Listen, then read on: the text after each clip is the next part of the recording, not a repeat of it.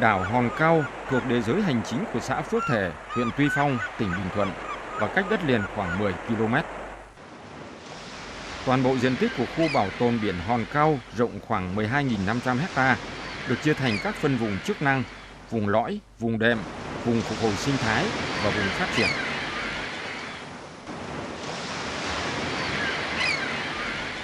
Đa dạng sinh học ở Hòn Cao, Cà Ná thể hiện ở sự đa dạng của thủy sinh vật, động vật đáy, rong và cỏ biển, san hô, cá, động vật không xương sống kích thước lớn, thú, chim, bò sát. Rặng san hô và thảm cỏ biển phân bố chung quanh đảo, dọc theo đường bờ Vĩnh Hảo, Cà Ná về trên bãi cạn Breda, là nơi sinh sống và là bãi đẻ của nhiều loài thủy sinh vật quý hiếm. Trong đó có rùa biển, loài động vật quý hiếm có nguy cơ bị tuyệt chủng cao, tập trung nhiều nhất ở quanh đảo Hòn Cao. Chỉ tính riêng trong năm 2016, các anh em trong khu bảo tồn đã bảo vệ thành công 13 ổ trứng rùa với hàng ngàn cá thể rùa con được thả về biển.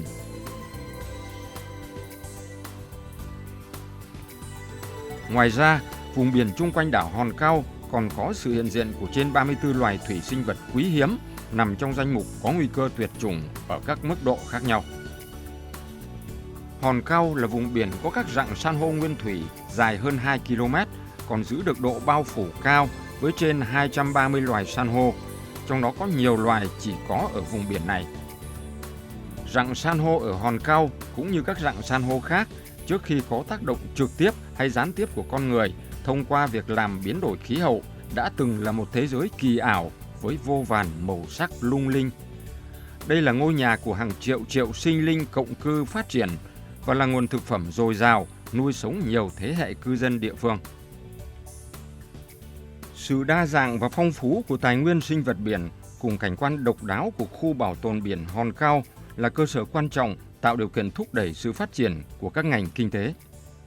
Đây được xem là khu bảo tồn loài, sinh cảnh thủy sinh, đáp ứng các tiêu chí là khu vực tự nhiên, môi trường sống, sinh trưởng và phát triển của các loại động thực vật biển có giá trị kinh tế của quốc gia và địa phương.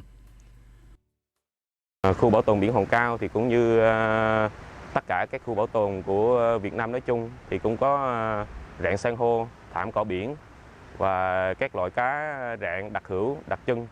Nhưng mà về cái động vật quý hiếm thì ở Hòn Cao hiện giờ đang bảo tồn được cái loài rùa biển. Nó gồm có 2 loại, vít và đồi mồi. Thì hàng năm thì cũng có thêm cá voi, là cá di cư và cá heo. Tuy nhiên hiện nay, khu bảo tồn biển Hòn Cao đang đối diện với nguy cơ ô nhiễm môi trường, nhất là từ khi các nhà máy tại Trung tâm Điện lực Vĩnh Tân đi vào hoạt động. Tất cả các quá trình từ vận chuyển nhiên liệu, đốt than, làm mát hệ thống máy, xử lý xỉ tro đều tạo ra nguy cơ làm ô nhiễm và làm tăng nền nhiệt của nguồn nước chung quanh. Về lâu dài, hoạt động của các nhà máy nhiệt điện sẽ tác động nhất định đến khu bảo tồn biển Hòn Cao. Mối lo của Ban Quản lý Khu Bảo tồn biển Hòn Cao càng lớn khi đầu tháng 11 năm 2016, nhà máy nhiệt điện Vĩnh Tân 1 có văn bản xin cấp phép nhận chìm hơn 1,5 triệu mét khối vật liệu sau nạo vét xuống biển gần khu vực Hòn Cao. Vị trí xin xả thải cách đất liền khoảng 3 hải lý và khá gần với khu bảo tồn biển Hòn Cao và sẽ có tác động trực tiếp đến hệ sinh thái của khu vực bảo tồn. Đồng thời, quá trình thực hiện nạo vét và đổ thải có thể xảy ra các sự cố như bùn thải xả trực tiếp xuống biển, xà lan va đập gây chìm, sự cố cháy nổ, tràn dầu, tạo thêm áp lực tiêu cực lên hệ sinh thái biển Hòn Cao. Mặc dù theo nhận định của Sở Tài nguyên và Môi trường Bình Thuận, việc nhận chìm vật liệu sau nạo vét xuống biển tiềm ẩn nguy cơ tác động đến môi trường biển rất lớn, nhất là khu bảo tồn biển Hòn Cao. Vào một ngày đầu tháng 2, nhóm làm phim chúng tôi có dịp lặn khảo sát đáy biển khu vực sát chân hàng rào Trung tâm Nhiệt điện Vĩnh Tân. Theo người dân từng sống lâu năm ở xóm 7, xóm 8, xã Vĩnh Tân, ở vị trí mà chúng tôi lặn, cũng như vị trí bây giờ là Trung tâm Nhiệt điện Vĩnh Tân, vốn xưa kia là một rặng san hô lớn và đẹp không kém so với các rặng san hô quanh đảo Hòn Cao trong khu vực bảo tồn biển. Bây giờ thì phần lớn diện tích rặng san hô ven bờ đã biến mất do việc đổ đất cát làm nền móng cho công trình xây dựng các nhà máy nhiệt điện. Tình trạng rặng san hô còn lại quanh nhà máy cũng không mấy khả quan. Rặng san hô đã bị phá hủy và đang chết dần.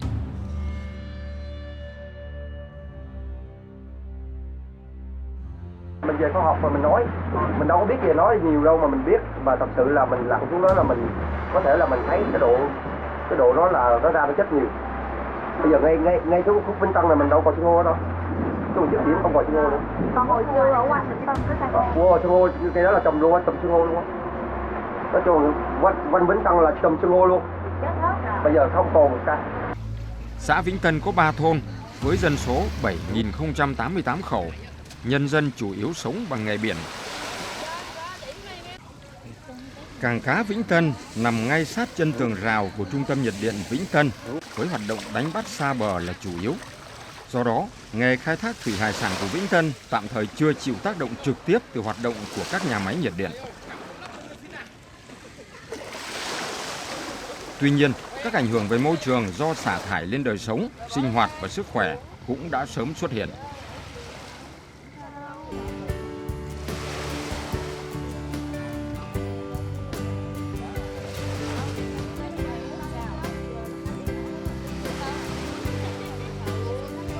Xã Vĩnh Tân có điều kiện phát triển nghề nuôi tôm giống trong gần 20 năm qua, với hơn 76 ha đất ven biển, sản lượng trên 28 tỷ post năm, đạt sản lượng và chất lượng cao nhất nước, cung cấp cho nhiều tỉnh thành. Với khoảng cách trung tâm nhiệt điện Vĩnh Tân không quá 1 km về hai phía và kế hoạch đổ 1,5 triệu mét khối bùn thải đã tạo nhiều nguy cơ cho Hiệp hội Tôm giống Bình Thuận trên gần 100 cơ sở sản xuất. Bởi trước bất kỳ một tác động nào đến nguồn nước cũng có nguy cơ ảnh hưởng đến chất lượng tôm giống, đồng thời sẽ dẫn đến các hệ lụy rất lớn trong sản xuất kinh doanh. Bảo vệ cái môi trường biển Hòn Cao cũng như là nói riêng mà môi trường biển nói chung là nhiệm vụ là cấp bách. Tại vì không những ô nhiễm khu bảo tồn mà ô nhiễm nó đến là ở Phan Thiết, Mũi Né, rồi ở Nha Trang, ở Vũng Tàu, lượng khách du lịch rất là lớn. Khi ô nhiễm môi trường biển thì như vậy khách là nó sẽ giảm sút rất là lớn.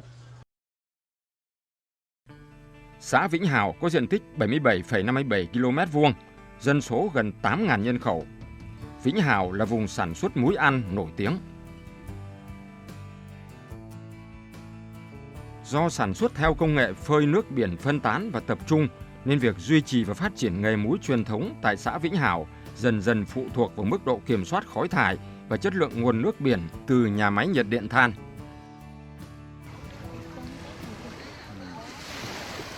Phước Thể là xã ven biển nằm phía đông bắc huyện Tuy Phong. Người dân ở đây sinh sống bằng hai nghề chính là nông nghiệp và ngư nghiệp. Trong đó ngư nghiệp là ngành kinh tế chủ lực chiếm 75%. Khác với Vĩnh Tân, ngư dân xã Phước Thể quen với tập quán truyền thống đánh bắt hải sản bằng thuyền thúng hoặc tàu nhỏ ven bờ quanh khu vực đảo Hòn Cao và nghề lặn biển tại khu vực rặng. Chính vì vậy, họ là những nhân chứng sống trước những biến động tiêu cực của môi trường nước, hệ sinh thái biển khu vực và cũng là đối tượng chịu ảnh hưởng trực tiếp và tức thì về đời sống và kinh tế hộ.